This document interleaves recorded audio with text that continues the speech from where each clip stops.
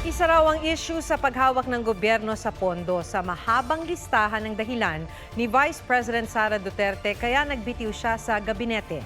Sinubukan daw niyang itama ang nakita niyang mali rito pero wala raw siyang nakuhang suporta. At i-trace mo kung saan pumupunta yung pera, makikita mo. Sinubukan kong hindi maayos yung pag-handle ng pera, ng budget ng gobyerno. Sinubukan kong itama yung nakita kong mali. Pero syempre, wala akong nakuhang suporta at wala akong nakitang pagbabago. Ikinagulat rin daw ni Vice President Sara ang survey ng Okta Research kung saan bumaba umano ang bilang ng mga Pinoy na nagsasabing pro-Duterte sila. Ngayon lang daw siya nakakita ng survey na ganun ang tanong.